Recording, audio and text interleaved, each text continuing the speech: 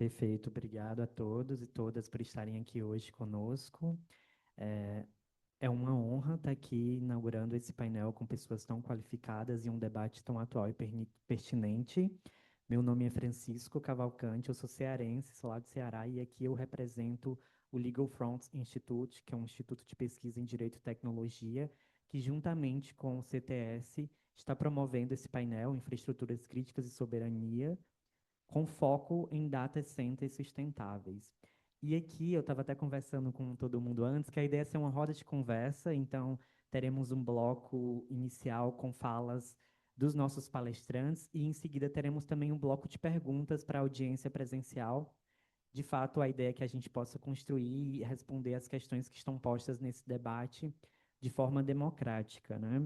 Então, nós temos visto uma crescente demanda global por serviços de conectividade, de internet, e os data centers têm se colocado no cenário internacional como elementos estratégicos no debate sobre soberania digital.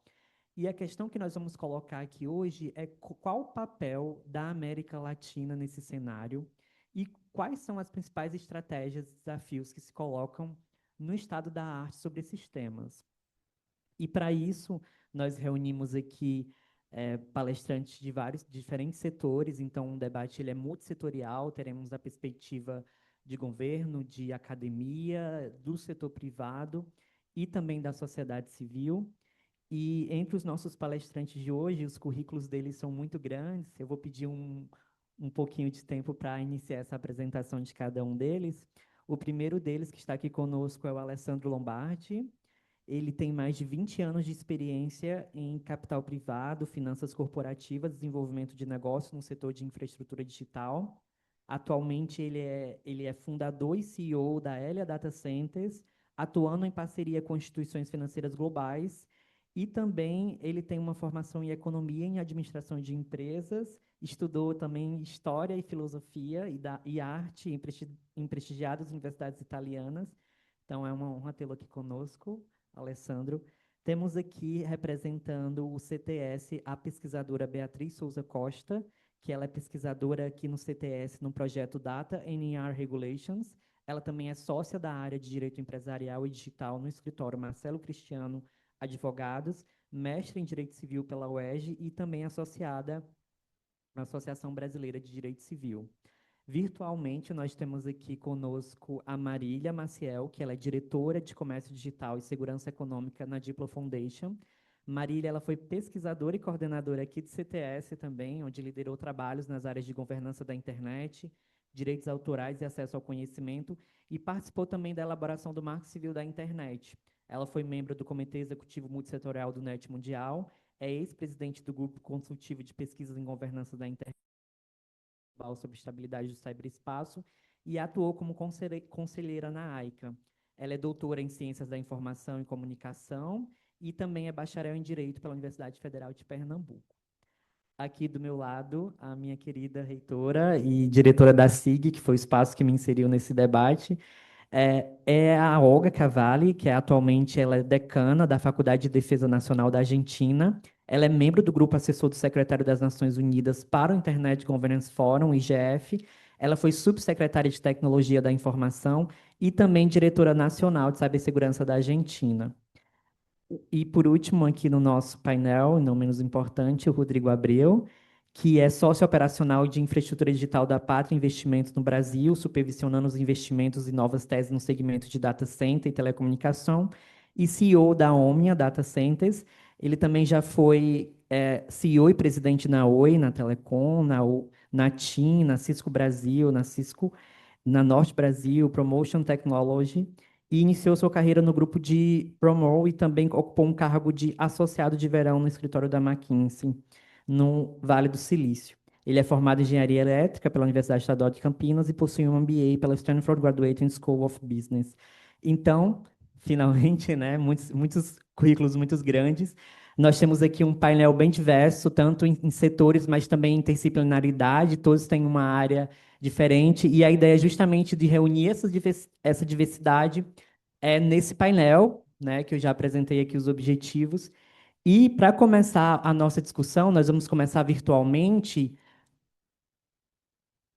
Ah, antes disso, antes de passar para a nossa primeira palestrante, nós temos uma fala institucional do coordenador do CTS, o professor Luca Belli.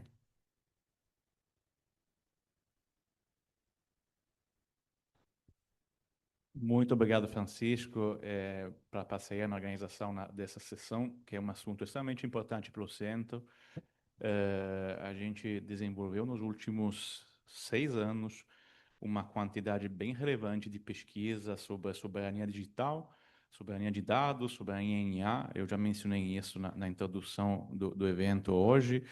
Eu realmente eu não queria roubar muito tempo ao debate aqui, é somente para fazer alguns pontos, na verdade, 2 pontos que são alguns achados essenciais da nossa pesquisa.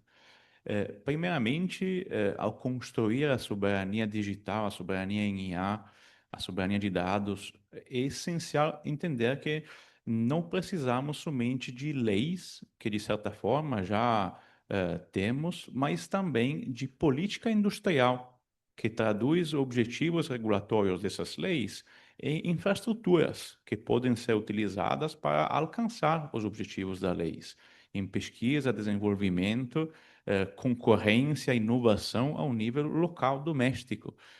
Não somente teórico na lei, mas também concretamente na infraestrutura que são necessárias para o pleno gozo da soberania digital, né? É aquela que a gente define como a capacidade de entender o funcionamento da tecnologia digital, da IA, desenvolvê-la e regulá-la efetivamente para alcançar a autodeterminação, a autonomia tecnológica, que é algo. Eu sempre gosto de fazer uma pequena survey.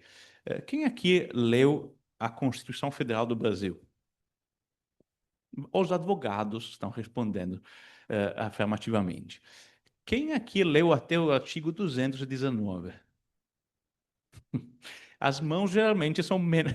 Esse já é um público bastante, é um público bastante enviesado, digamos, né? Porque a maioria das pessoas não sabe que no Brasil o artigo 219 da própria Constituição Federal impõe como objetivo constitucional a autonomia tecnológica.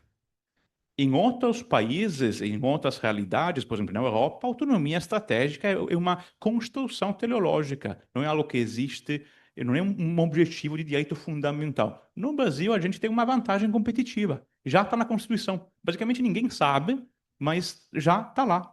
Então, a gente tem uma enorme vantagem competitiva para dizer, vamos utilizar o arcabouço constitucional que já existe para construir a soberania digital.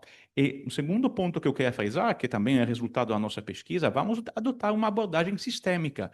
Não é possível pensar de se tornar soberano simplesmente adotando uma lei ou uma estratégia de soberania digital.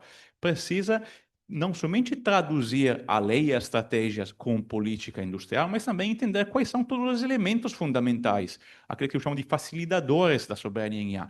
Dados, capacidade algorítmica, capacidade computacional, conectividade significativa, cibersegurança, eletricidade, literacia digital e, claramente, o último, porém não menos importante, é a análise de risco, né, que é o principal centro das discussões, porém é somente um dos pontos. Né? Eu vou dar um exemplo muito claro e palpável de porque, ao não considerar todos esses assuntos juntos, se criam vulnerabilidades sistêmicas.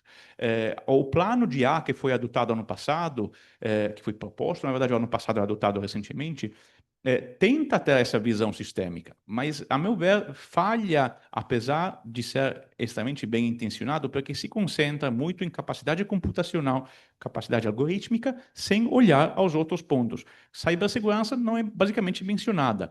Conectividade significativa não é mencionada nenhuma vez. Aí eu trago uma provocação para vocês. Vocês sabem que no Brasil 78% das pessoas não têm conectividade significativa, estão conectadas somente às redes sociais patrocinadas, que é a realidade da maioria global. A maioria global não tem conectividade significativa. Está conectada somente por meio de redes sociais patrocinadas, aliás, todas de a mesma empresa. Né? O que significa basicamente que se a gente investir dinheiro público em capacidade computacional, em capacidade algorítmica, infelizmente, somente 20% da população vai conseguir aproveitar dessa inovação porque são os únicos que têm capacidade econômica para ter uma conectividade significativa. Daqueles 100% que no Brasil consideramos como conectados, na verdade, somente 22 das classes A e B são conectados de maneira significativa. Os outros são somente conectados por redes sociais.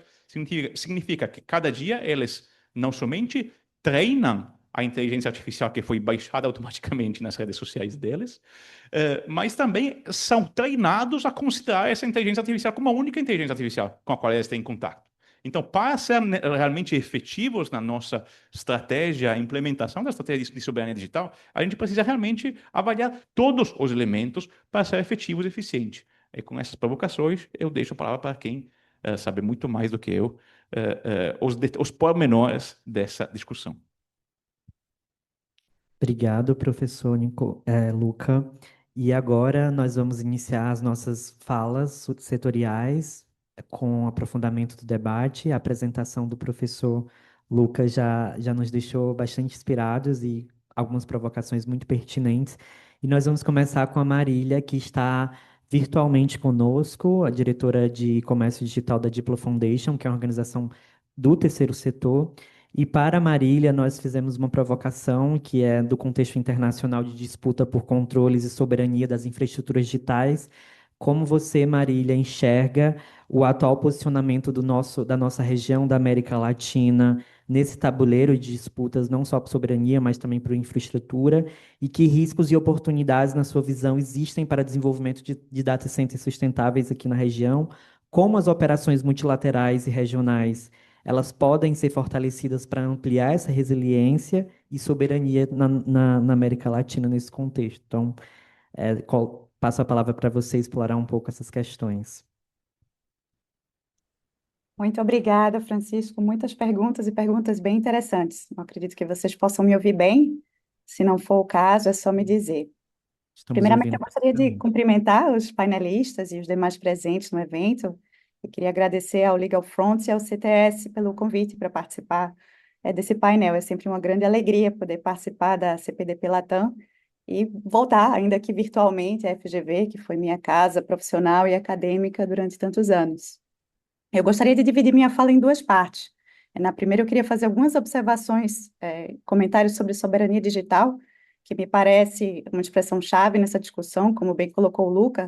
E na segunda parte, eu vou me direcionar especificamente para as perguntas sobre data centers, mas eu acredito que essas respostas às perguntas serão mais rápidas e farão mais sentido depois dessa breve introdução. O nosso entendimento sobre soberania digital ele tem passado por transformações profundas nos últimos 15 anos. Na segunda década dos anos 2000, a gente deu início a uma fase interessante, em que a expressão soberania digital em si continuava a ser, em grande medida, um tabu, pelo menos nas democracias ocidentais, mas começou a haver uma busca pelo fortalecimento de uma das formas mais importantes de expressão da soberania de um país, que é a capacidade de elaborar e de implementar leis. Então, é nesse momento que vão ser gestados a Lei Geral de Proteção de Dados da União Europeia, em seguida, o Digital Services Act. Então, a ideia é fortalecer justamente a jurisdictio, ou seja, o poder de dizer o direito, de dizer aquilo que a sociedade entende como o caminho correto a seguir para si mesma. Então, a soberania digital se traduzia como uma expressão da autonomia de uma sociedade, que é um conceito irmão da autodeterminação que o Luca falou na abertura. Mas, hoje em dia, a gente se encontra numa situação um pouco confusa de superposição dessa visão de soberania baseada na autonomia e uma visão de soberania que tem se focado cada vez mais no fortalecimento do Estado como fim em si mesmo, para que o Estado possa fazer frente a um cenário internacional que é visto como cada vez mais ameaçador, em que os aliados de ontem podem não ser mais os aliados de amanhã, e em que o comércio, sobretudo de bens e serviços de tecnologia, pode ser usado como uma forma de coerção. É uma visão cada vez mais estadocêntrica e de um nacionalismo que, em alguma medida, pelo menos aqui na Europa, beira o chauvinismo. E, com base nisso, eu queria trazer dois pontos iniciais para a reflexão. O primeiro é que o fortalecimento do Estado no âmbito digital nem sempre vai significar o fortalecimento e a autonomia tecnológica da sua população. E é muito importante que a gente tenha isso em mente, sobretudo em um contexto de retrocesso democrático, de democratic backsliding, que a gente vê tanto no norte como no sul global. Mas não somente isso, porque Até em estados que têm uma democracia consolidada e um governo progressista, a máquina do Estado ela é naturalmente composta por disputas internas sobre uma certa visão de sociedade. Olhando para o Estado brasileiro hoje, a gente vê isso de uma maneira clara. Por um lado, a gente vê a posição de soberania digital, soberania de dados, que foi muito bem costurada pelo Itamaraty via BRICS. Por outro lado, a gente vê uma outra posição no Ministério da Fazenda sobre a atração de hyperscalers como sendo a espinha dorsal da política de data centers no Brasil. Então, como é que isso se coaduna? A visão de prioridades ela está em disputa, e é preciso que a gente reconheça a disputa para a gente poder influenciá-la. E isso quer dizer que o Estado, que independentemente do estado da democracia em um país, uma política de soberania digital, ela precisa estar acoplada necessariamente a uma política de governança democrática do digital, que é calcada em mecanismos concretos e transversais que promovam o debate, a construção e a implementação dessa política de soberania de uma maneira participativa, com o controle da sociedade. Um segundo ponto importante nessa discussão é que, apesar de que a gente está lendo muito e escutando sobre um processo de cisão, de fragmentação das cadeias produtivas de bens e serviços de tecnologia, muito como um processo influenciado por essa disputa geopolítica entre Estados Unidos e China, a globalização em si ela não está morrendo, ela está se reinventando. Há uma rearticulação global dessas cadeias produtivas para escapar das limitações do controle de exportação, das sanções, para evitar tarifa.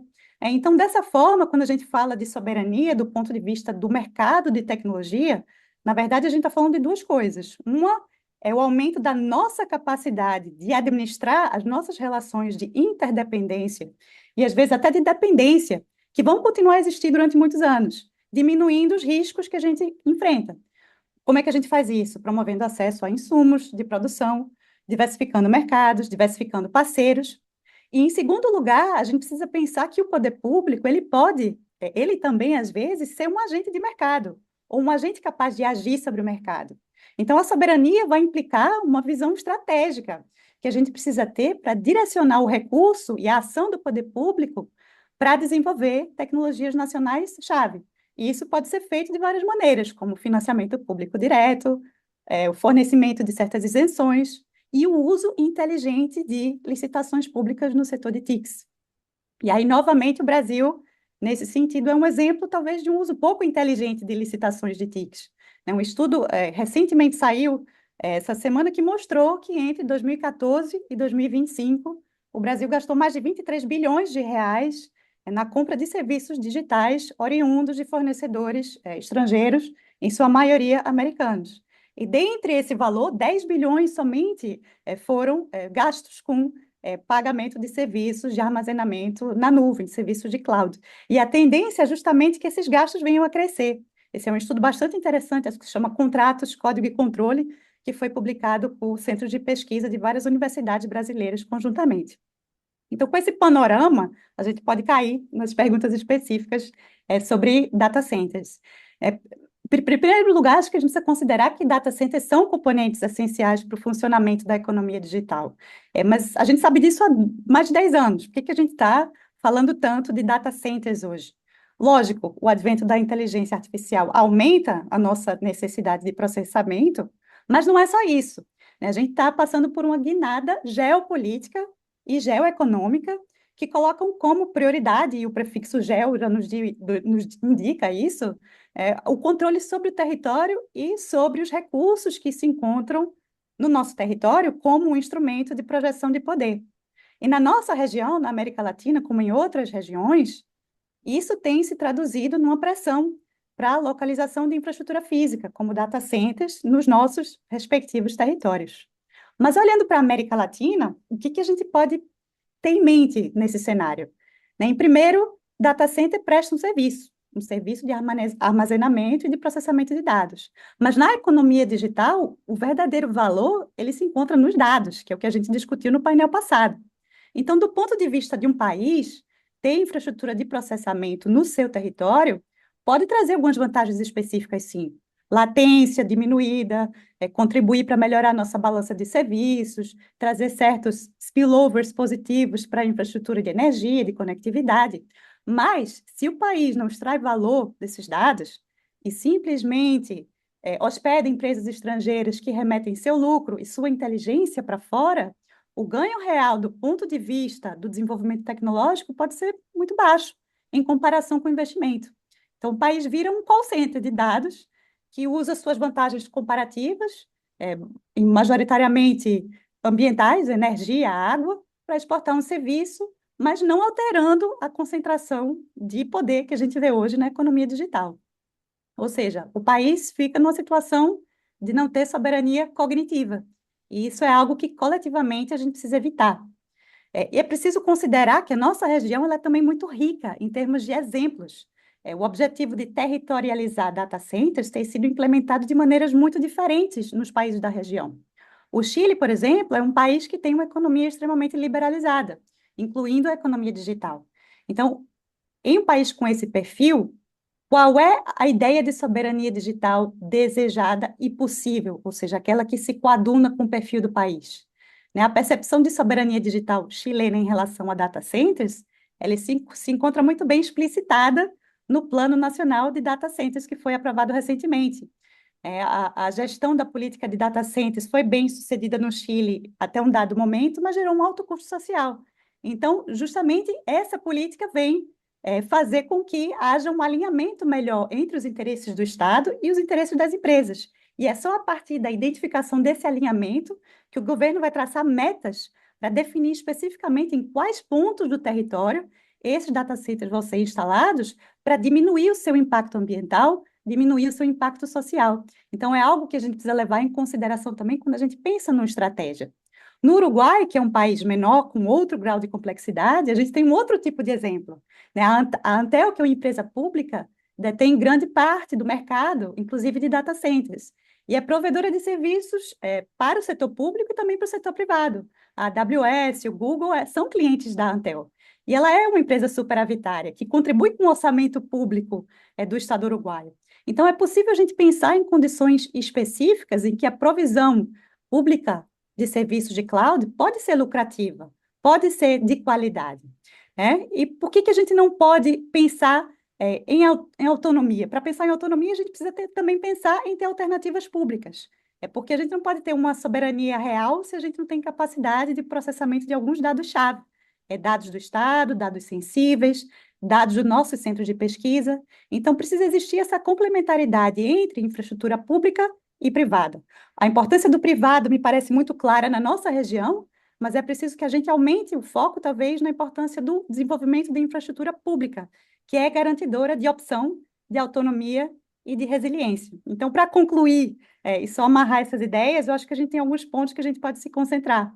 Administrar a interdependência e administrar o risco que a gente tem nesse ambiente geopolítico, evitar se tornar um call center de dados e reforçar a nossa soberania cognitiva, reforçar o papel da infraestrutura pública, retirar lições da nossa realidade regional, que é extremamente rica, e, por fim, pensar numa política de soberania que possa, ao mesmo tempo, ser calcada em uma governança democrática e participativa da nossa estratégia de soberania. Volto para você a palavra, Francisco. Obrigada. Muito obrigado, Marília. Foram pontos fundamentais para o nosso debate. Essas lições últimas que você citou também já colaboram muito para a introdução do nosso tema. E passando da sociedade civil, que a Marília representa, eu vou para o setor privado, para termos uma dobradinha. Vou passar a palavra para o Alessandro Lombardi. E aqui nós temos alguns direcionamentos, Alessandro, a respeito para especificar a importância do setor privado nesse tema, né? Enquanto um operador de data center, quais são os maiores atrativos e critérios para a instalação de data centers? No contexto latino-americano, quais são os principais desafios técnicos, econômicos e regulatórios que o seu setor enfrenta, tanto em relação à infraestrutura energética sustentável, quanto também pela segurança cibernética e a previsibilidade relatória? E por último, dialoga muito com esse último ponto da Marília, como os setores públicos e privados podem colaborar e atuar juntos para o fortalecimento dessas infraestruturas de forma sustentável. Muito obrigado. Obrigado também, Marília, pela sua fala. Eu vou, ao longo da minha, me colegar alguns pontos que você levantou. Respondendo direto à pergunta, o Brasil hoje é um dos países menos atrativos para data center do mundo. Vou explicar. Hoje, falando em soberania digital, 65% dos dados brasileiros são residentes na Virgínia, nos Estados Unidos, hoje. Hoje, o Brasil, se a gente lê o artigo 219 da Constituição Federal, ele não está conseguindo ter autonomia digital nenhuma. Hoje, o cloud brasileiro, ele não é explorado no Brasil, porque o Brasil não conseguiu criar um sistema capaz de ter economicidade de manutenção do dado local. Hoje, o Brasil cobra tarifas para importação de equipamento de armazenamento de dados superiores ao tarifaço do Trump.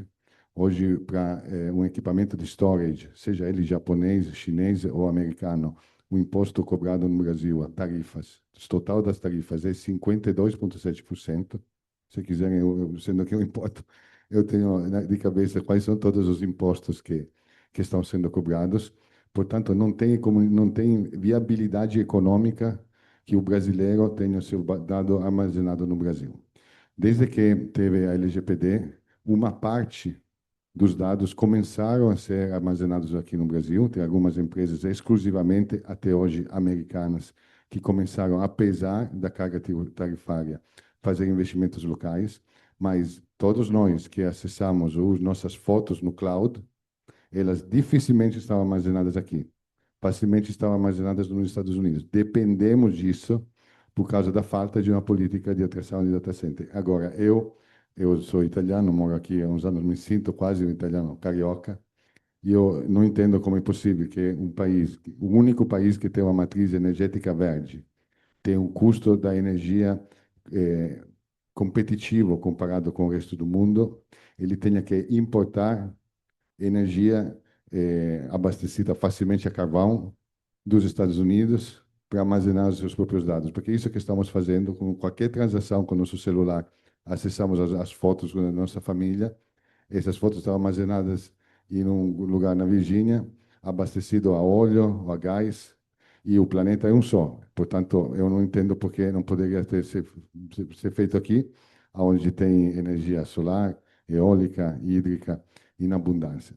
Portanto, a resposta é, hoje o Brasil tem um terço, 20% do potencial que poderia ter de data center, o consumo de 220 milhões de brasileiros, que não é comparável a 20 milhões de chilenos ou a 1,5 milhão de uruguaios. 220 milhões, o consumo de dados.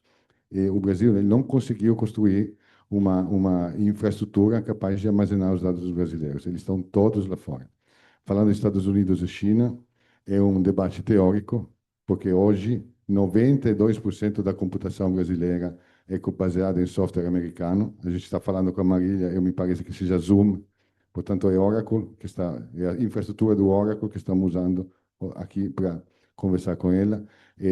Todos usamos Excel, todos usamos as plataformas da Amazon quando estamos fazendo a transação bancária. Essa que é a realidade do Brasil hoje.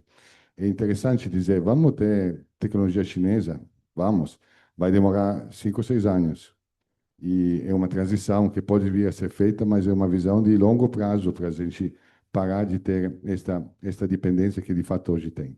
Então, como setor de data center, certamente a gente defende a possibilidade do Brasil ser economicamente viável em relação ao resto do mundo. Hoje, qualquer data center brasileiro não tem nenhuma condição de competir com o resto do mundo, tanto é que vale a pena.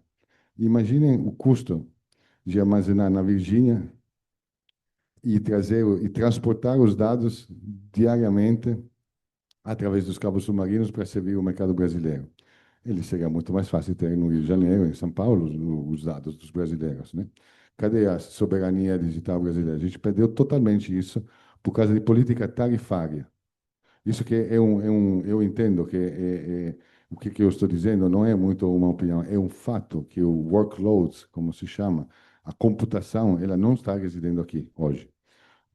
O mercado de data center ele é medido em energia. Hoje tem 700 megawatts de energia disponível no Brasil de computação funcionando, 700 megawatts. Isso representa menos de 1% da energia brasileira hoje.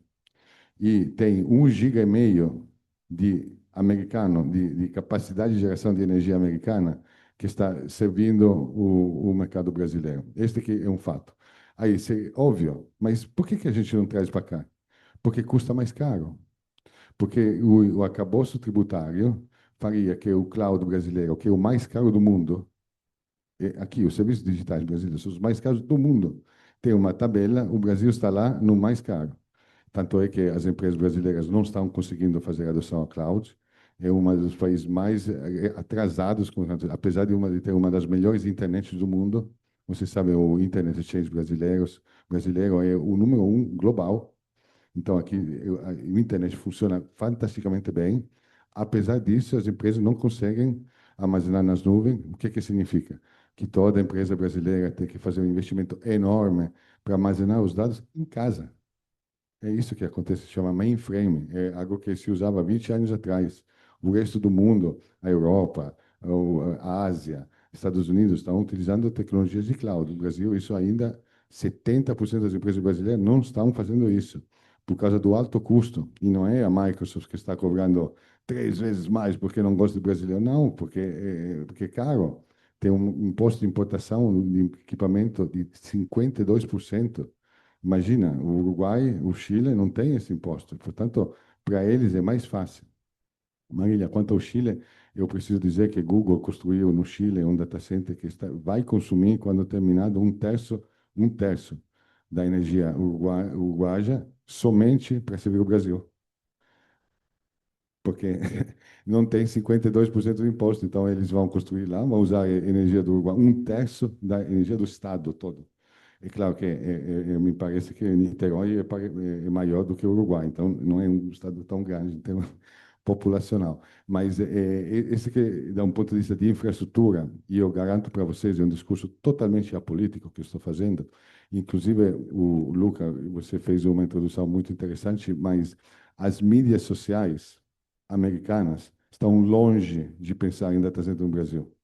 Longe. Meta, para falar, não tem nenhum data center nesse país, porque claramente não tem um arcabouço regulatório minimamente favorável para que eles façam isso. Então, não tem nenhum investimento em data center e eles são um dos maiores. Tem alguém que pensa que possa vir aqui? Não sei, talvez daqui a 20 anos, não certamente no curto prazo. Então, as redes sociais, o problema das redes sociais, eu entendo, é separado do data center. O data center é o substrato econômico de um país que pode processar seus dados de forma eficiente e de forma comparável ao que acontece no resto do mundo. Uma empresa brasileira, ela deve poder competir com uma empresa italiana, com uma empresa alemã, com uma empresa inglesa. E essas empresas já têm acesso às tecnologias de cloud, seja elas de um país ou do outro. Eu não estou fazendo um discurso necessariamente pró-americano. O fato é que o pouco que temos está sendo importado dos Estados Unidos hoje. E eu, voltando às políticas recentes, recentíssimas, o famoso tarifário, estou preocupado, porque não sei onde pode ir, porque o Brasil já cobra mais de 50% de tarifas. Já cobra. Portanto, aumentar isso para o povo brasileiro, eu não sei o que pode acabar acontecendo. O telefone celular custa o dobro que na Europa, hoje, por causa das tarifas. Todos aqui sabem. O computador comprado no Brasil custa o dobro, né? É um fato, né? Só os ricos que têm o dinheiro para ir para Miami e trazer o computador na mala que conseguem ter o computador de primeira linha. Senão tem que comprar algo que é de terceira categoria, né? Esse aqui é o fato do Brasil. Então, pensando em um país que vai aumentar ainda mais as tarifas, isso assusta. Assusta. É por isso que Marília estava falando da fazenda. Eu sei que parece uma política pouco inteligível, mas o que eles estavam dizendo era de adequar as tarifas brasileiras sobre equipamento de informática ao resto do mundo, aquilo que está sendo cobrado na Malásia, na Índia, na Argentina, no Uruguai, somente tarifar. Agora, vamos se ocupar de não consumir água. Eu vou contar aqui, os data centers não consumem água se você usar uma tecnologia que não consuma nenhuma água. Funciona como o ar-condicionado do carro. Então, tem água no ar-condicionado? Tem. mas é um circuito fechado, ele somente se quebrar, você começa a pingar, senão a água se troca uma vez a cada 5 anos. Não consuma água. Consuma energia, sim, potencialmente muita, sim, mas o Brasil construiu um excesso de energia hoje. A gente tem uma parceria grande com a Eletrobras. A Eletrobras tem 15 gigawatts de energia verde jogada fora todo dia.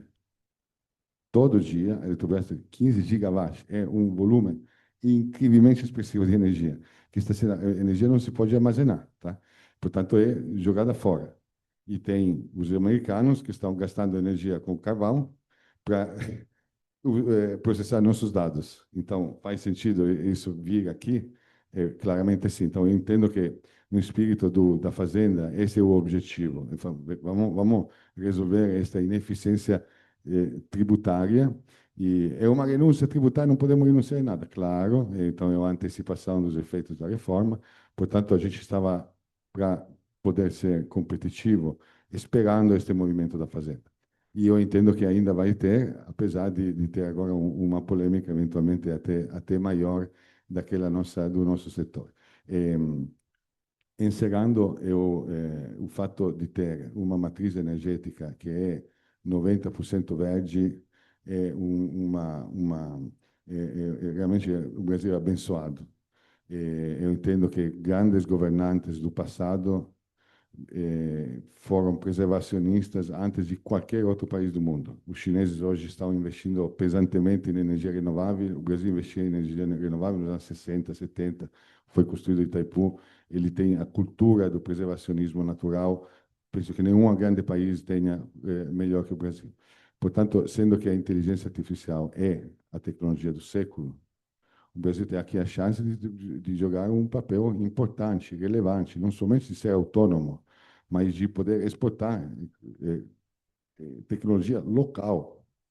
E é claro que temos que fazer um esforço, tem que entender também de que lado está. E aqui encerro. Muito obrigado. Muito obrigado, Alessandro. A perspectiva do setor privado, ela é muito importante nesse debate. Acredito que você contemplou perfeitamente todos os pontos. E agora nós vamos para a perspectiva de governo nessa nossa conversa multissetorial e também dos nossos hermanos, nossos amigos argentinos. Com a Olga Cavalli, nós vimos aqui que esse tema, Olga, ele é um tema global, né? Um tema que está sendo discutido não só aqui no país, mas em outros contextos. A Marília, na sua fala, também trouxe algumas experiências em nível de países da América Latina. E aí a gente quer saber sobre a Argentina, né? Como é que a Argentina tem buscado integrar essa governança de data centers com proteção de infraestruturas críticas tanto na parte de defesa quanto também de desenvolvimento econômico. E como o tema da nossa conferência é a maioria global, né, a pergunta também que eu faço é como o Sul Global pode reduzir essa dependência das grandes potências no controle dessas infraestruturas.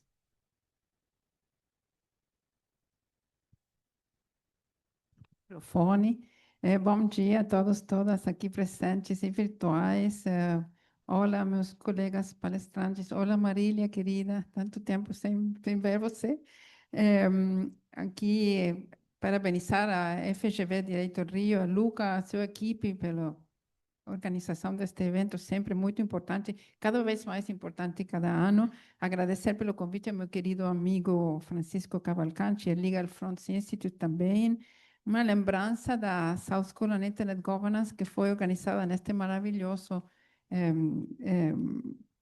lugar há uns anos atrás. Também uma lembrança ao querido Danilo Doneda, que participou na escola várias vezes e também contribuiu com um livro que publicamos com a Luca sobre governança da internet na América Latina uns anos atrás. Eu gostaria de compartilhar com vocês, da perspectiva da Argentina. Acho que vai complementar o que os colegas já têm falado. Em duas partes. Primeiro, se considerar uma infraestrutura crítica a nível nacional, e depois regulações em relação a data centers na Argentina. Não existe uma lei específica na Argentina que considere os data centers como infraestrutura crítica especificamente.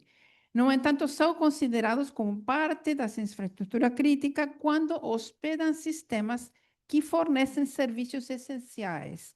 Por exemplo, serviços de telecomunicações, saúde, governo, defesa, energia e banca.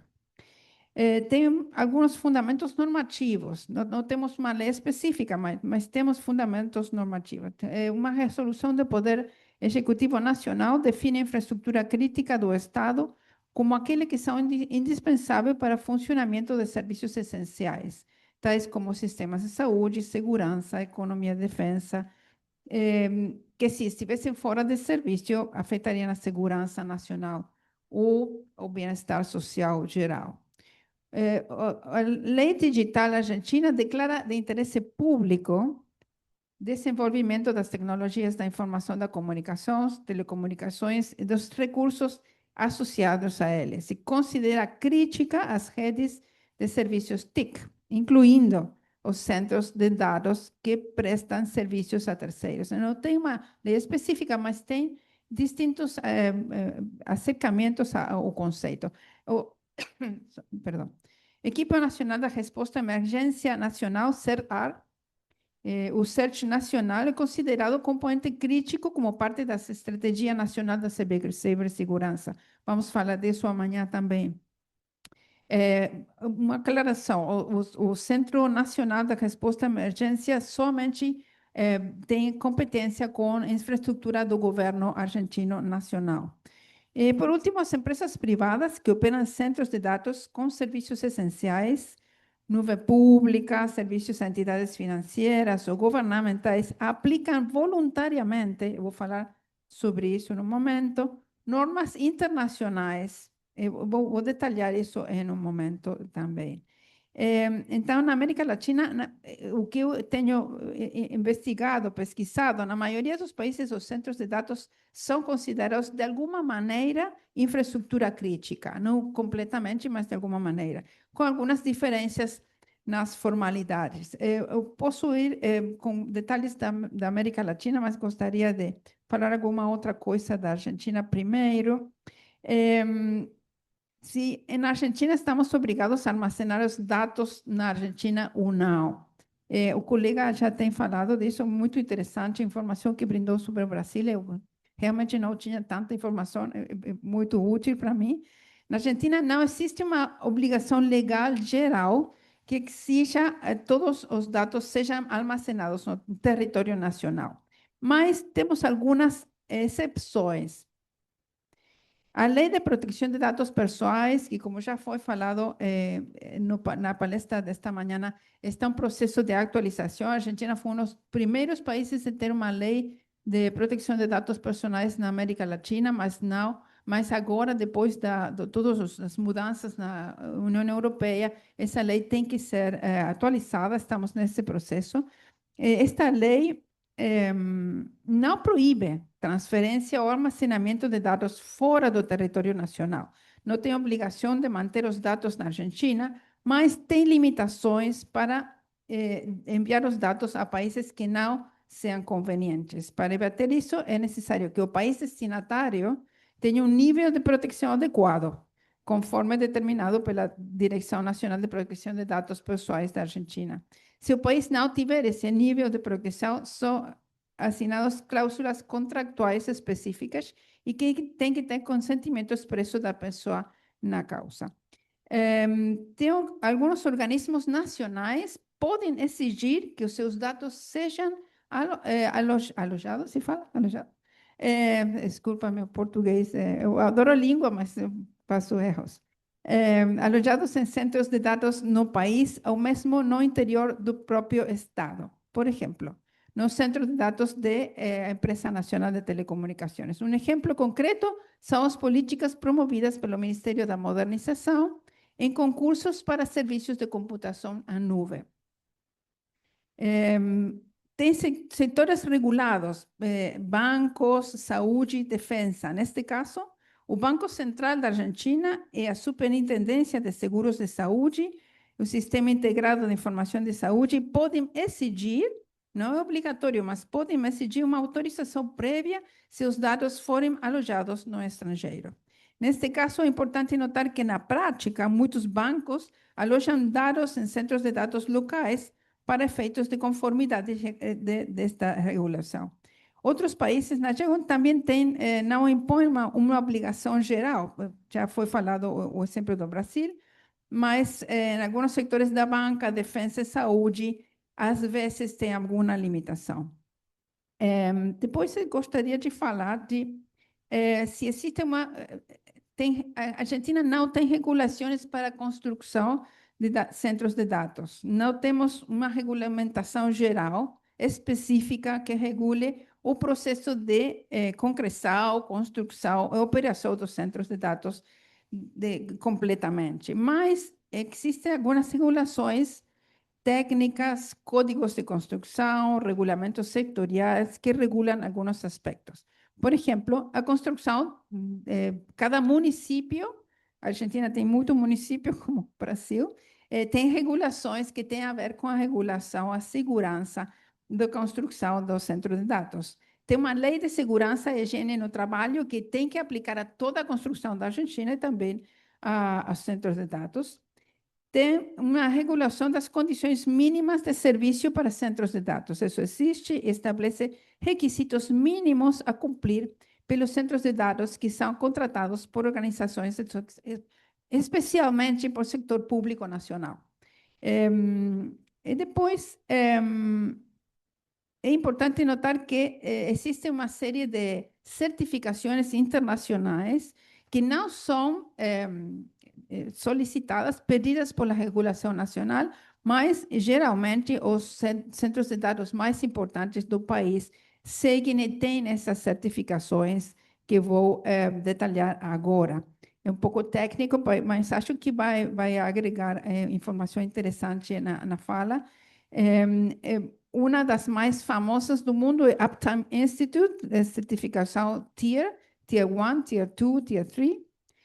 Tier 1, infraestrutura básica, sem redundância. Tier 2, redundância parcial. E Tier 3, redundância simultânea, manutenção e atualizações que podem ser realizadas sem interromper a operação. Uma coisa interessante, tem um nível, Tier 4, mas acho que a informação que eu tenho, talvez os colegas do painel podem conferir comigo, tolerância, Tier 4 não tem nenhum data center na América Latina com essa certificação. Não sei se essa informação que eu estive pesquisando pode ser conferida por os colegas que têm mais experiência no setor privado. Essa é uma certificação, Uptime Institute, Tier 1, 2, 3, 4. Depois tem uma certificação da União Europeia, UNI-N, que é uma norma parecida à outra, tem instâncias parecidas, é um pouco mais flexível. E depois a ANSI-TIA dos Estados Unidos, tem a ver com infraestrutura de telecomunicações, centro de dados, e também gostaria de ISO/IEC 27001, muito difundida na Argentina, muito amplamente adoptada na Argentina por todos os data centers, e gostaria de repetir que estas não são obrigatórias na Argentina, mas é é costume de ter esta infraestrutura certificada. Quais são os centros de dados mais importantes da Argentina? O de ARSAT, que é a Empresa Nacional de Telecomunicações, Telefônica Movistar. Telefônica tem Uptime Tier 3, certificação. Claro, que é uma empresa de telefonia móvel, tem certificação Tier 3. Telecom, outra empresa de telecomunicações, eles têm certificação ISO 27001. Grupo DATCO, que é uma empresa privada, Silica Networks, certificação ISO 20001, Internexa, ISO 27001, Lumen, ISO 27001. Você me falou uma outra coisa que não me lembro. É a última parte da pergunta. Como o Sul Global pode diminuir essa dependência de infraestruturas estrangeiras? Acho que o colega já falou disso.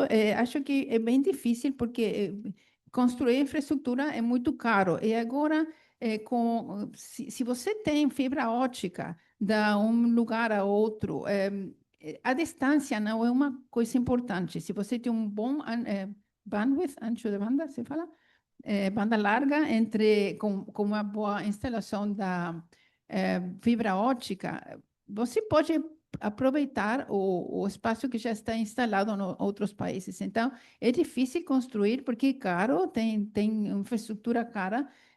Olha que, por exemplo, Tier 4 não se construi na região porque é muito caro, porque tem uma grande exigência da segurança. Então, acho que talvez construindo coletivamente entre distintos países poderia ser uma coisa interessante. Outra coisa que eu notei nesta pesquisa que fiz para a Expert Panel é que não li nenhuma consideração em relação com o meio ambiente, em relação com o uso da energia limpa.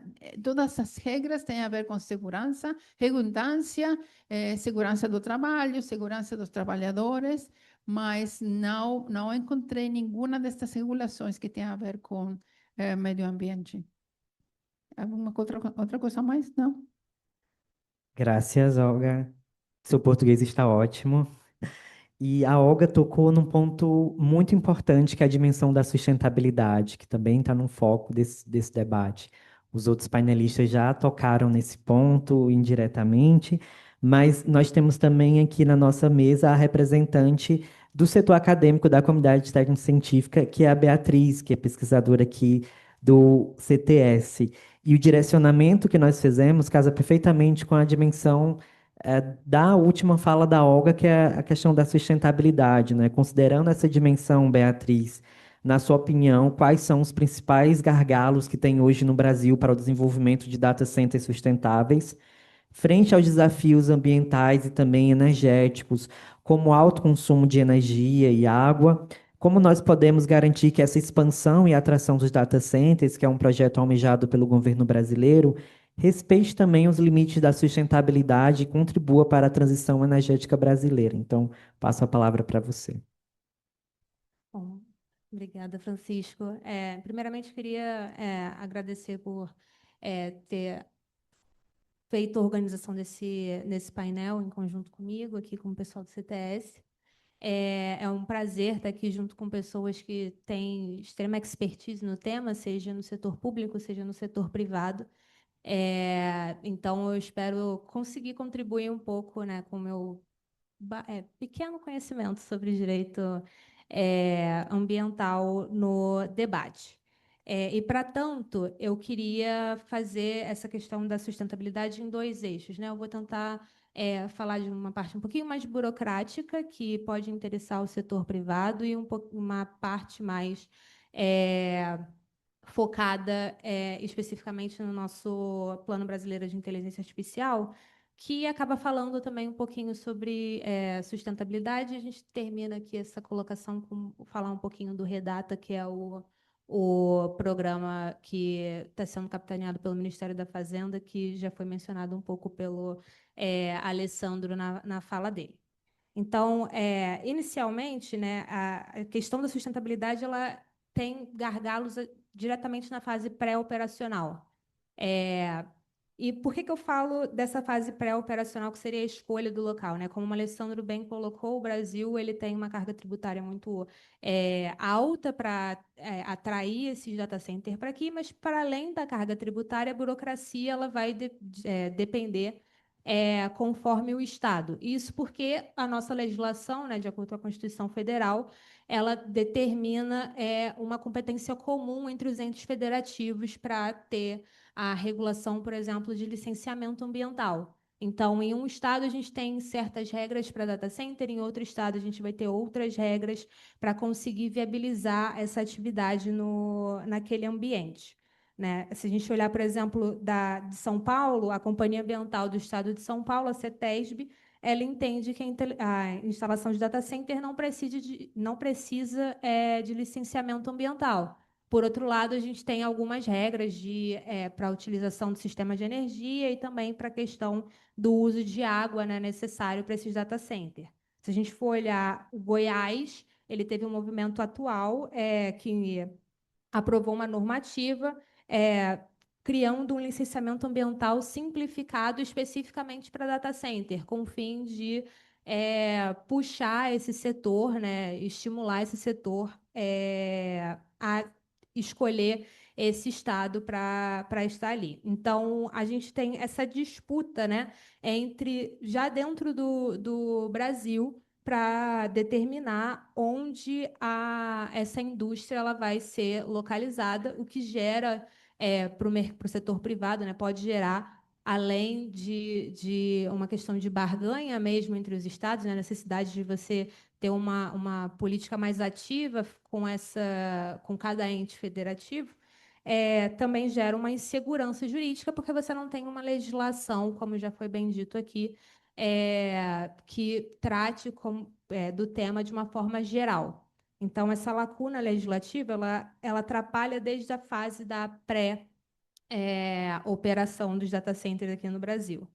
E linkando um pouco até com o que a Marília falou, né, sobre a infraestrutura e o desenvolvimento sustentável como uma manobra de geopolítica, a gente tem sempre que pensar também em uma abordagem que não considere apenas o caráter tradicional que está no debate de data center, que é sempre sobre privacidade, transparência, né? Quando a gente olha para a academia, olha para o tema, a gente sempre inicia o nosso caminho acadêmico através desse pilar, ou então através do pilar da cibersegurança. A questão da sustentabilidade, devido até talvez uma menor força acadêmica, né, para esse setor específico, inicialmente, porque agora a gente tem esse debate, né, crescendo bastante nessa área, ela traz essa necessidade de a gente avaliar os impactos socioambientais, muito ligado a essa terceira onda de ética, né, da inteligência artificial. E por que eu trago esse ponto, né? A gente tem que avaliar essa fase também pré-operacional quando a gente vê o território brasileiro repleto de comunidades vulneráveis que podem ter o seu local afetado justamente pelo local de escolha dessa atividade, né, desse setor da indústria. Então, a gente tem que estar sempre preocupado em não gerar uma colonização moderna aqui no território brasileiro, por isso que eu queria trazer esse ponto inicial.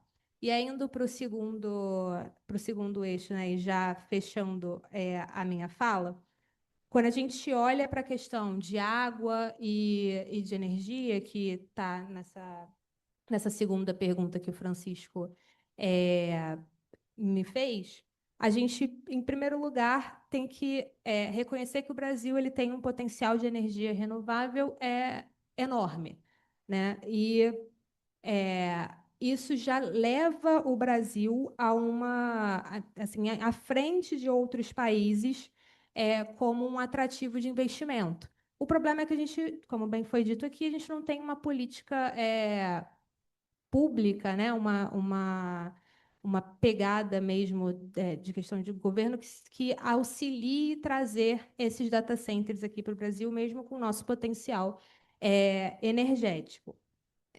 Se a gente olhar aqui para a empresa de pesquisa energética, a gente tem no plano decenal deles uma projeção de investimento de 128 bilhões de reais para conseguir melhorar o sistema de transmissão do Brasil, para conseguir auxiliar esses data centers na utilização da energia que a gente produz aqui. Inclusive, tem um leilão que vai acontecer agora em 31 de outubro, que tem como objetivo, né, melhorar esse sistema de infraestrutura. Agora, se a gente for olhar para o problema principal da sustentabilidade, e aí já finalizando minha fala com a questão do Plano Brasileiro de IA e também um pouco do Redata, nessas duas normas que não têm como objetivo principal falar sobre normas ambientais para o setor, a gente já vê a preocupação do governo quanto a isso, né? No Plano Brasileiro, a gente tem um programa específico para sustentabilidade e energia renovável, né, em data center e IA. A gente também tem um projeto de lei, salvo engano, é o 3010, de 2024, que traz no proposto artigo 5º Também o eixo da sustentabilidade, que vai ter que ser observado pelas empresas, caso ele seja aprovado. E quando a gente olha para o Redata, por mais que ele tenha como objetivo, né, a questão de diminuir a carga tributária para esse setor, ele também traz o eixo da sustentabilidade, exigindo práticas ambientais rigorosas, como o uso de energia 100% renovável e limpa, a alta eficiência energética e hídrica, né, buscando zero water. A gente também tem a questão da neutralidade do carbono, tem um alinhamento mesmo do fomento do setor com a questão da sustentabilidade. Então, assim, eu tentei ser muito breve, muito rápida, passar por essas questões, e estou aberta a perguntas quando a gente chegar na hora do debate mesmo. Muito obrigado, Beatriz. Ótimos pontos, ótimas provocações. Inclusive, me lembrei recentemente do caso do TikTok, que está construindo um grande data center no Ceará, no meu estado, e todas essas questões que a Beatriz colocou estão em debate também nesses outros projetos. E agora, da academia, a gente vamos passar para o setor de investimentos. Nós temos aqui o Rodrigo Abreu, que além de trabalhar com investimentos, também é CEO da Omnia Data Centers. E nós vamos tratar nesse ponto, Rodrigo, da questão dos fundos de investimento, né?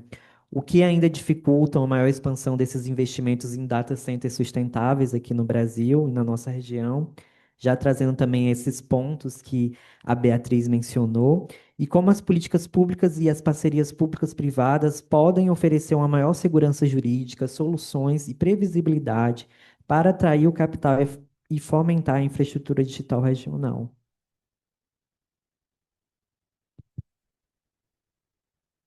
Alô, agora sim.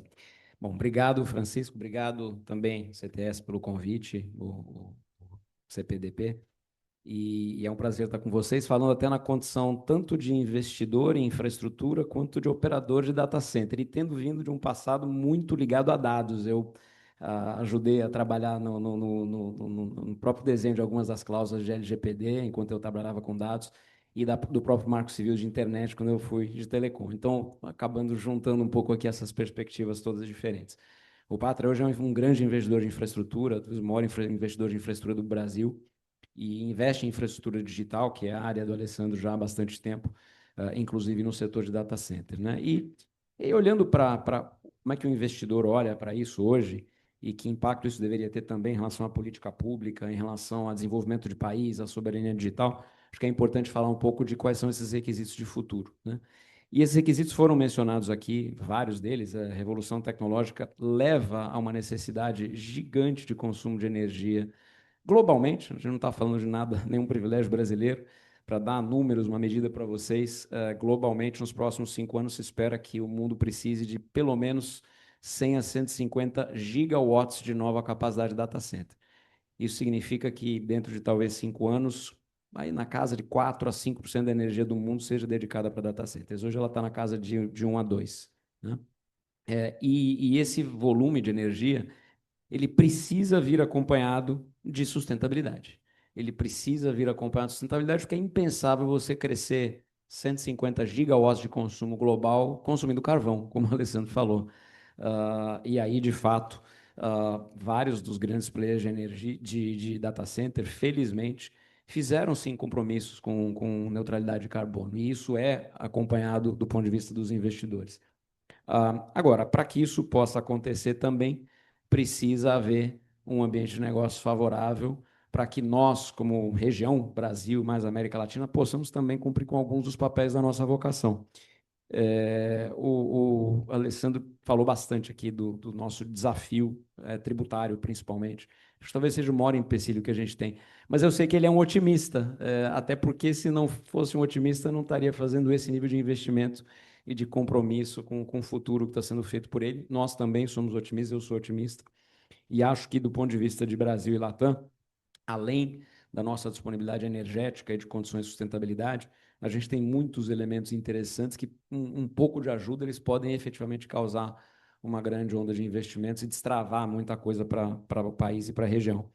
A começar pela energia, né? Hoje nós temos que a Beatriz mencionou, nós temos um potencial energético na América Latina de mais de 160 gigawatts mapeados de energia renovável.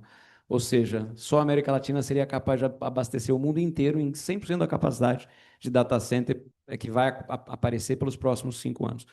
E isso garante uma coisa que é um ponto muito importante desses tipos de investimentos, que é a preocupação com o aumento de custo de energia. A gente tem uma capacidade infinita praticamente aqui, e isso garante que a gente consiga crescer capacidade no país, diminuir dependência externa, sem aumentar custos energéticos brasileiros. Porque a nossa energia é verde e renovável. A nossa matriz já é 90% renovável. Então, hoje, a nossa matriz é 90% renovável. Na América Latina, é 70% renovável. Então, continuar crescendo essa matriz é um fator muito positivo. Nós também temos infraestrutura, conectividade e uma posição geográfica privilegiada globalmente. Nós estamos, Brasil e América Latina, aqui próximos ao maior mercado consumidor do mundo, que é o americano, mas relativamente próximos do sul da Europa, relativamente próximos da África, obviamente distantes da Ásia, mas indo lá pelo Chile, pelo Humboldt, a gente também chega na Ásia. Então, é um ambiente interessante e que tem conectividade muito desenvolvida do ponto de vista de infraestrutura, Luca. O Brasil hoje, por exemplo, é um dos países mais envolvidos de infraestrutura de telecom do mundo. Pouca gente sabe disso, mas é verdade. Basta viajar e quem usa celular fora do país sabe que o nosso serviço de telecom aqui é muito bom, gente. Muito bom. Não existe nenhum outro país do mundo que tenha um nível de penetração de fibra ótica residencial que o Brasil tem, por exemplo. Então, acho que a gente tem que ressaltar os pontos positivos. É verdade, Luca, trabalho em telecom a vida inteira. Não existe outro país do mundo que tenha um nível de penetração de fibra ótica residencial que o Brasil tem hoje. Tá? Então, assim, a gente tem uma condição tem que melhorar o uso e o acesso, do ponto de vista de consumo, mas do ponto de vista de infraestrutura, a gente tem essa capacidade. E a gente precisa de um ambiente de negócio favorável. O nosso ambiente, de maneira geral, é favorável, mas o ambiente tributário é muito, muito complicado, realmente. E aí, do ponto de vista de investidores, quais são as preocupações dos investidores? A primeira delas, felizmente, a região ela tem se mantido razoavelmente coerente, que é rule of law, é um ambiente jurídico de respeito a contratos, de previsibilidade, alguma estabilidade, óbvio que temos nossos soluços aqui e ali, mas temos estabilidade institucional, temos estabilidade de acompanhamento de políticas e, felizmente, caminhando na direção de ser mais responsáveis, como região, de maneira geral, fiscalmente. Agora, nós temos sim uma preocupação tributária gigantesca em relação a toda a economicidade de investimentos aqui. O Alessandro mencionou, hoje eu ia até falar um número maior que o seu, você falou de 52%, nas nossas contas, em alguns casos, chega a 60%. 60%. Então, de fato, esse ambiente é um ambiente muito complicado. E eu vou falar de uma outra preocupação, que ela vem em paralelo a essa, não é só a preocupação tributária, que é a preocupação regulatória, de maneira geral, com qual é o ambiente com o qual deveriam ser feitos investimentos aqui, seja para o investidor local, seja para o investidor estrangeiro que vai apostar em infraestruturas locais, seja para investidores estrangeiros que vêm para cá para eventualmente fazer infraestruturas para servir globalmente o mercado de processamento de dados. E para isso é preciso de previsibilidade. O investimento em infraestrutura de data center, pessoal, é um investimento que é feito para, no mínimo, 20 anos. Ninguém coloca aqui uma infraestrutura de dezenas de bilhões de dólares por projeto para entender que, daqui a 5 anos pode mudar aqui uma lei, eu não posso mais processar dados no país, eu joguei fora 20 bilhões de dólares de investimentos. Não existe. Então, o investidor não vai vir se essa previsibilidade não existir. A gente tem um arcabouço atual, eu diria que é bastante razoável. Quando nós olhamos Marco Civil, LGPD já tem algumas previsões interessantes para tratamento de dados estrangeiros, por exemplo, o artigo 4 da LGPD, ele dita, a LGPD não se aplica a um dado que venha para cá, estrangeiro, que não é coletado no Brasil e que é processado e devolvido, ela não se aplica. Então, existe uma certa proteção de jurisdição nesse caso. E, obviamente, também foi feita a Resolução 19 no ano passado em relação a todos os protocolos de transferência internacional de dados. Então, nós temos um ambiente regulatório que ele é razoavelmente moderado. O Brasil, em particular o Brasil, agora falando de Brasil, ele tem uma postura que é uma postura que nem é tão liberal quanto uma postura norte-americana, do ponto de vista de regulação, mas também não é tão estrita e restritiva como a postura europeia, em muitos casos. A gente conseguiu se manter ali no meio do caminho. E basta olhar para trás, a gente vê que, com talvez uma outra exceção, que até por isso viraram tão visíveis, como um caso de bloqueio de plataforma que a gente teve recentemente, todo mundo sabe o que eu estou falando, as aplicações de LGPD de Marco Civil foram relativamente bem conduzidas, benéficas, moderadas, sem restringir a liberdade de atuação de modelos de negócio. Então, esse é um ponto positivo para a gente e que, obviamente, tem que continuar. Existe uma discussão sobre vários novos marcos regulatórios, a própria lei da IA, em relação à segurança algorítmica, como é que a gente vai usar treinamento de modelos, etc. e tal. E aí, para mim, aqui os desafios estão em manter alguns desses itens de maneira contínua, ou seja, continuar sendo moderadamente efetivos aqui do ponto de vista de parcimônia de aplicação de regulamentação, mas ter a previsibilidade, seja tributária, seja regulatória, e regular a tecnologia é sempre um desafio. A regulação está sempre atrasada, ela nunca vai ser capaz de entender o que vai ser possível com a tecnologia. Então, tentar regular ex ante é o melhor caminho para o fracasso. Então, nossa regulação, de maneira geral, e esse é um desafio que o investidor gostaria de ver, é regulação conceitual com aplicação ex post. Regulação conceitual, aplicação ex post. A gente regula os nortes, assim, é óbvio que tem que ter nortes, mas é impossível prever cada detalhe do que vai acontecer com o uso de dados, ou cada detalhe do que vai acontecer com o uso de IA. E aí vai ser sempre uma questão de equilíbrio entre benefícios e riscos, né? A gente sabe também que se você regular tudo, você elimina 100% dos riscos e fica com 0 benefícios. Se você abrir tudo, você fica com muitos benefícios, mas com riscos altíssimos. Então é sempre uma questão de equilíbrio. Eu gosto de usar um exemplo aqui, uma brincadeira, que é que se há 10 hoje já passou o tempo, está passando rápido, mas se há 15 anos alguém chegasse para a gente e falasse assim, pessoal, ô, Alessandro, me dá aqui seu consentimento, que eu vou saber onde você vai estar todos os dias, para onde você vai, de onde você vem, onde você trabalha, onde você mora, se você vai de transporte público ou de carro particular, quanto tempo você passa nos lugares que você visita. Me dá seu consentimento aqui. Você me daria, não? Pois é, mas você já deu. E todo mundo aqui nessa sala provavelmente deu, porque quando a gente dá o consentimento para o Waze, a gente faz isso. Por quê? Porque o benefício que vem com o serviço que eu recebo é muito maior do que o risco que eu corro. Então, óbvio que tem que existir normas e preocupações, mas é sempre uma questão de equilíbrio, benefício e risco. E aí o papel de políticas públicas, finalmente, eu acho que ele deveria amarrar essas coisas todas. Quando a gente olha para a segurança jurídica e previsibilidade, isso é extremamente crítico para o investidor. O investidor não vem sem segurança jurídica e previsibilidade. São investimentos de longo prazo. Felizmente, a gente começa a ter algumas avenidas para resolver alguns desses problemas. Então, Redata, que foi mencionado aqui, é um caminho. A gente está olhando para as EPS como um outro caminho de você, por exemplo, baixar um pouco a carga, mas ela tem algumas restrições, é só para uso de exportação, já é um começo, deveriam vir com contrapartidas para investimento em infraestrutura.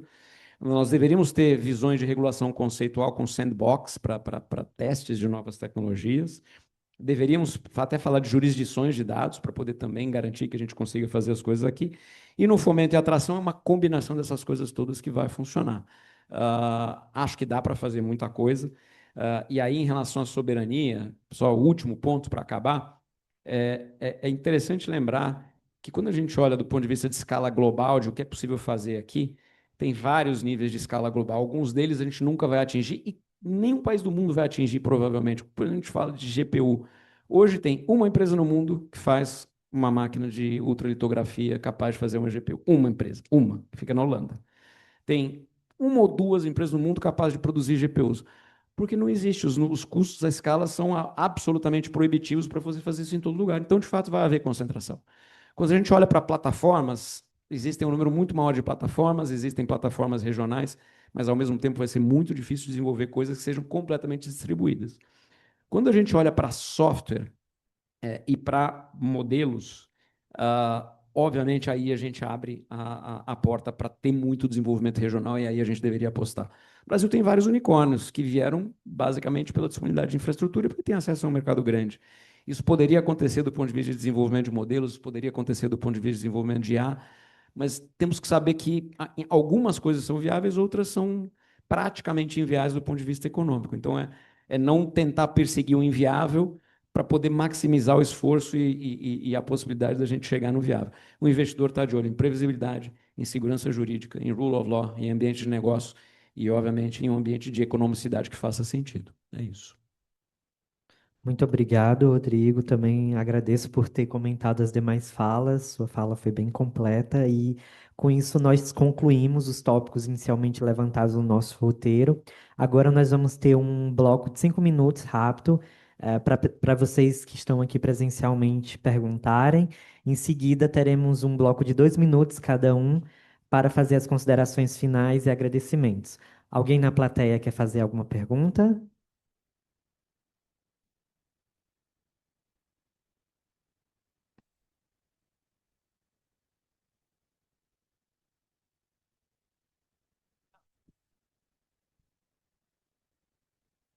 Moisés Sánchez de Chile, una pregunta en relación a soberanía, autonomía tecnológica.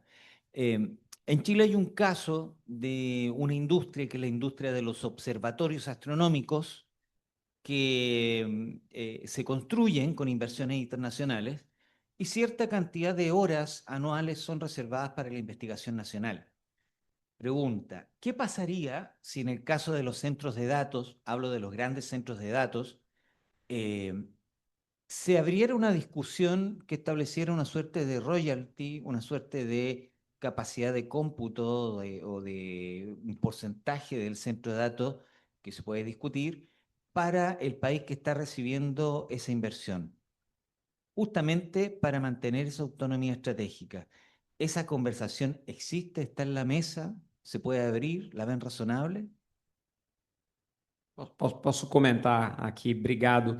Essa discussão existe, ela tem validade do ponto de vista conceitual, ela não é simples do ponto de vista prático, porque uma coisa é você reservar uma capacidade aqui de separar meia hora de um observatório e é uma alocação física simples, versus você pegar um ambiente altamente complexo do ponto de vista de sofisticação, de segurança de dados, de operação, de manutenção, e simplesmente dedicar um pedaço disso para qualquer tipo de uso que seja.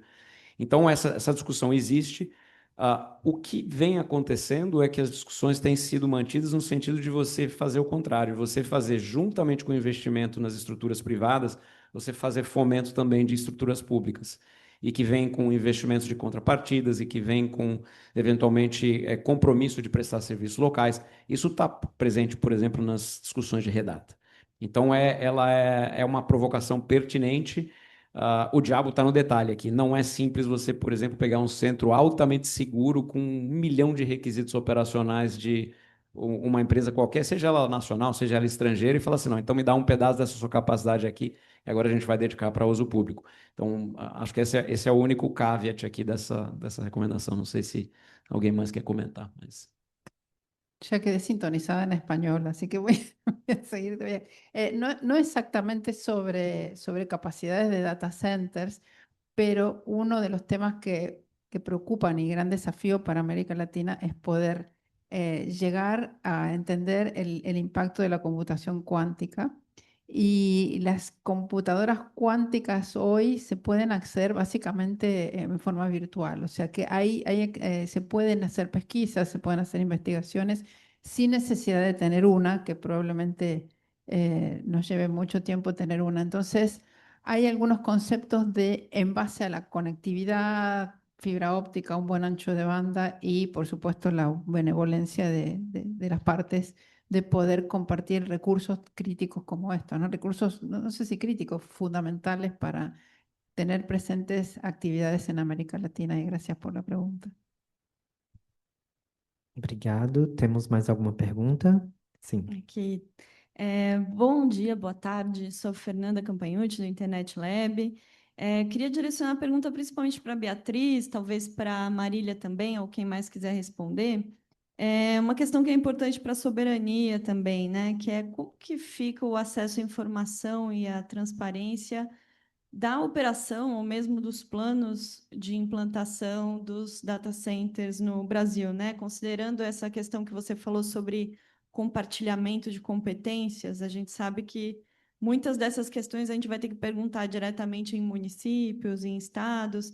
Tem alguma autoridade olhando para isso hoje de forma centralizada, mesmo que não com a competência regulatória ainda?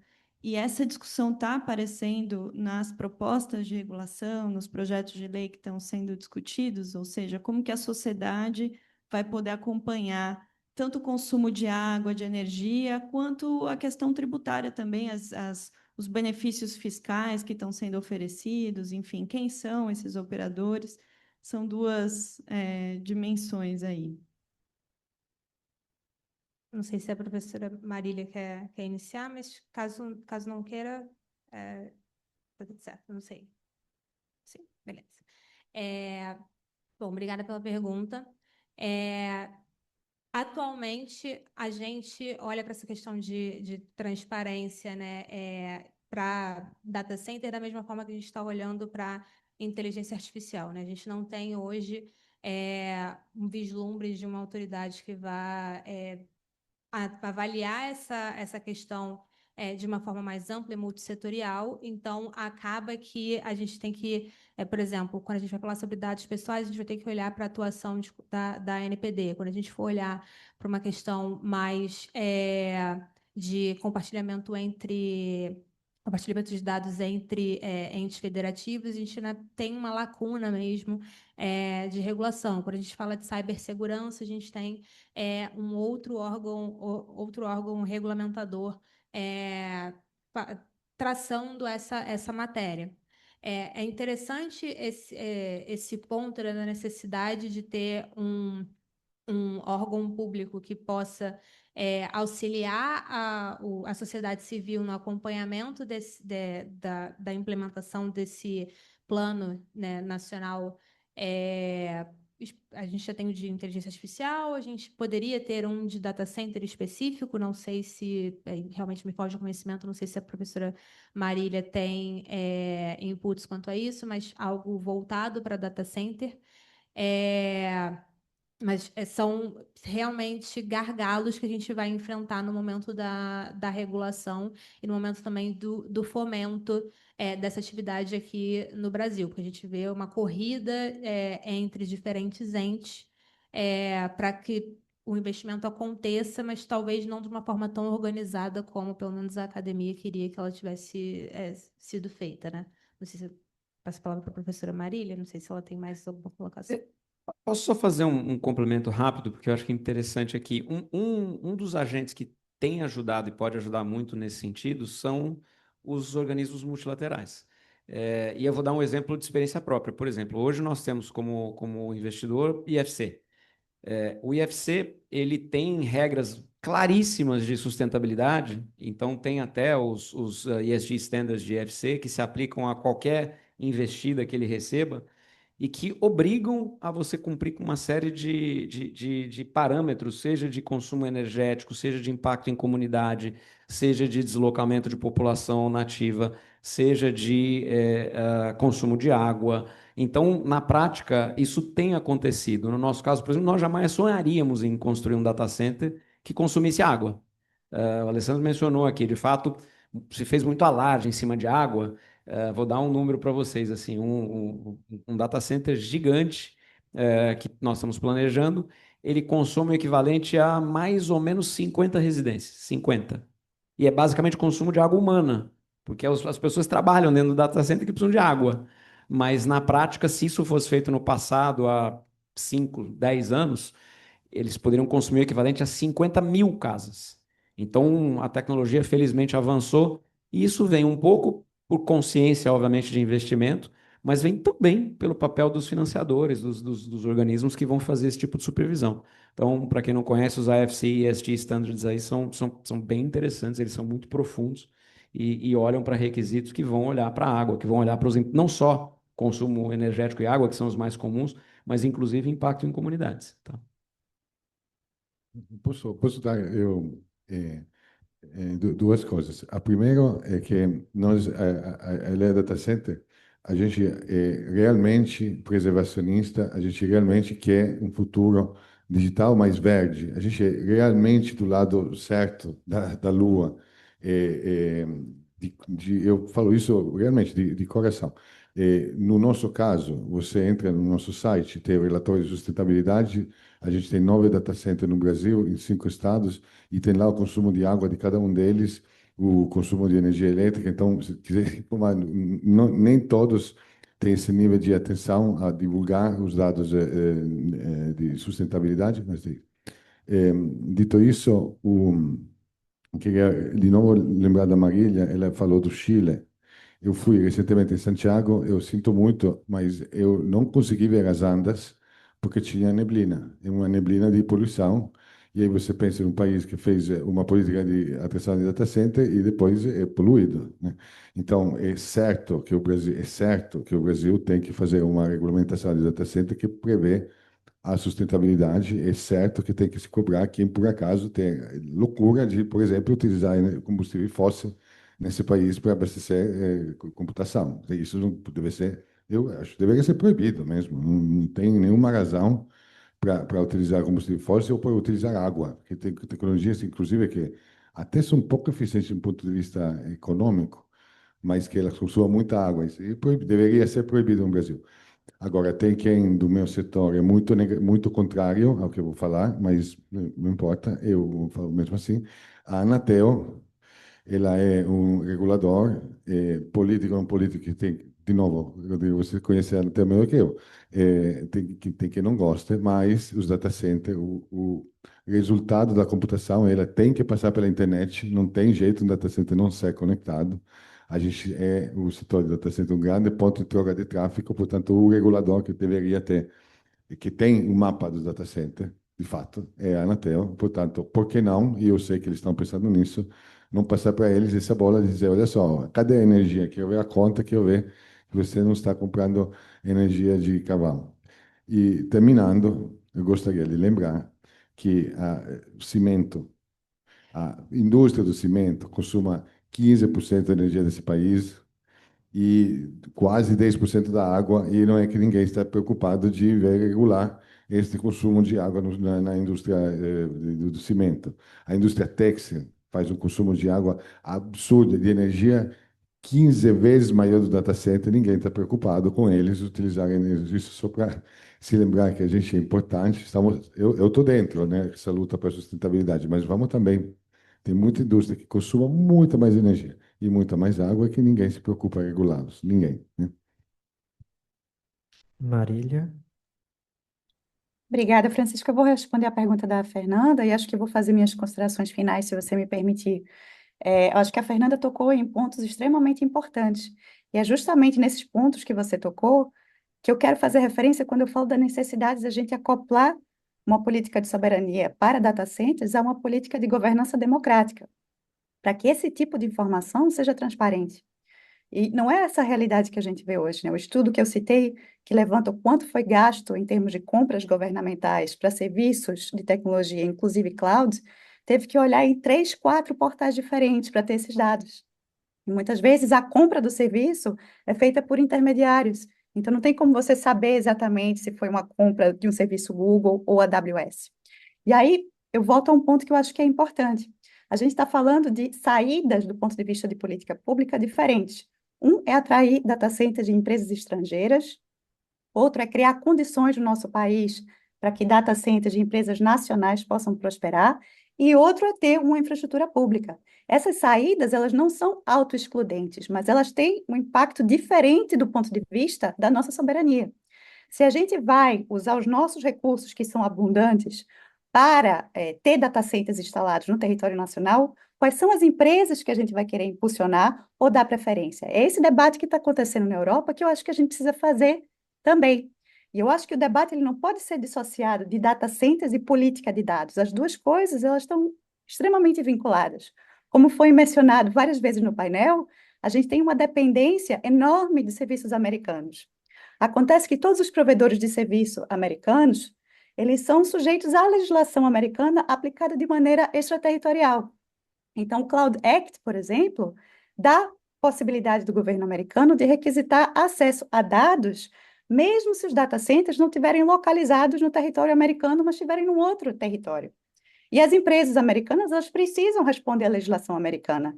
Claro que existem critérios, ele vai requisitar acesso a dados em problemas que envolvam a aplicação da lei, segurança nacional, Mas como a gente está vendo agora no Brasil, o conceito de segurança nacional tem sido alargado de uma maneira que segurança nacional é qualquer coisa que os Estados Unidos achem que é segurança nacional. Então, se a gente atrai data centers estrangeiros, não tem como falar em cloud soberana oferecida por essas empresas. E não é uma questão de demonizar. As empresas, elas são necessárias, sejam elas de quais nacionalidades, mas a construção da soberania digital precisa levar isso em consideração. Precisa levar em consideração que países em desenvolvimento, eles precisam ter acesso à tecnologia, mas a difusão tecnológica, principalmente para IA, hoje em dia, ela é extremamente controlada. O governo Biden, então isso mostra que isso não é exclusividade do governo Trump, aprovou nos últimos dias do seu governo, aprovou não, propôs uma lei de difusão da IA, que iria colocar países como o Brasil numa classificação meio intermediária de países que não são muito confiáveis para receber tecnologia de ponta. E isso ia criar limitações para o Brasil receber semicondutores, modelos de IA, pesos de algoritmos. Isso foi suspendido pelo governo Trump, mas não por uma questão de mérito. Ele não discorda do mérito, ele discorda da burocracia para a implementação dessa proposta específica. Então, a gente não sabe para o futuro se uma lei nova de difusão da IA não vai criar problemas para a gente ter acesso à difusão tecnológica. Então, a gente precisa reduzir nossa dependência e pensar estrategicamente e de uma maneira concatenada nossa política de data centers e nossa política de dados, porque ambas não são separadas, e queria agradecer novamente esse debate, que foi extremamente interessante. Obrigada a todos, aprendi bastante. Obrigado, Marília. Nosso tempo está acabando, então vamos ter que pular o nosso bloco de considerações finais, porém os nossos palestrantes estarão no evento e vocês podem perguntá-los diretamente. Agradecer em nome do Legal Fronts Institute e do CTS, que organizaram esse painel, e destacar que em breve será publicado pelo site da conferência o relatório com as principais contribuições desse painel. O relatório vai poder subsidiar pesquisas, desenvolvimento de outros trabalhos que, eventualmente, cada um de vocês tem interesse. E esse relatório será produzido pela pesquisadora Mariana Pinguelli, que está aqui com a gente. E para finalizar, eu convido o nosso coordenador aqui do CTS, o professor Luca Belli, para fazer o encerramento institucional no nosso painel. Muito obrigado, Francisco. Eu acho que as diferentes falas, na verdade, ilustram muito bem a minha consideração inicial da necessidade de uma abordagem sistêmica. E também ilustram muito bem a deficiência que existe nesse momento, não somente no Brasil, mas literalmente na enorme maioria dos países, não do sul global, do mundo, em termos de ter órgão que consolida as competências para entender quais são os riscos, quais são os benefícios, qual tipo de regulação precisa ser elaborada e como pode ser implementada e implementá-la nas demais camadas que vocês ilustraram muito bem, a partir de dados, conectividade, entender também qual tipo de regulação que já existe poderia ser explorada melhor. Eu vou dar um exemplo muito claro, porque você estava mencionando a penetração de fibra. Essa é a razão principal pela qual não faz absolutamente sentido no Brasil permitir que 78% da população seja conectada somente à rede social, porque a gente tem a infraestrutura para que todo mundo tenha conectividade significativa. É algo que na Índia foi feito há 10 anos, proibir o patrocínio de aplicativos de zero rating, de redes sociais, e o resultado é que em 8 anos os custos reduziram de 95% e a conectividade subiu de 300%. Esse é um dos maiores sucessos de soberania digital da Índia, justamente tendo proibido um tipo de mecanismo que todo o sul global está continuando a utilizar como único beneficiário, na verdade, que é o grupo Meta, que concentra dados de toda a população e produz inteligência a partir desse ponto. Por que no Brasil não conseguimos enxergar esse potencial? Esse problema é o potencial que teria alternativamente. Porque não existe um órgão que a gente, até de maneira muito masoquista, a gente regula de maneira extremamente setorial. Existe uma proposta de criar um comitê interministerial de transformação digital, que supostamente deveria orientar de maneira mais estratégica, mas essa proposta está sendo feita quase 3 anos depois do início do mandato, com as eleições do ano que vem. Então, apesar de ser também uma pessoa otimista e acreditar que pode ajudar numa melhor governança, é difícil acreditar que haja uma mudança sistêmica. Enfim, tudo isso para dizer que, felizmente para nós, acadêmicos, pesquisadores, tem muito ainda a ser feito e muito ainda está sugerido. Felizmente, temos também empreendedores que estão construindo, literalmente, com as mãos na massa, o futuro da infraestrutura digital no país.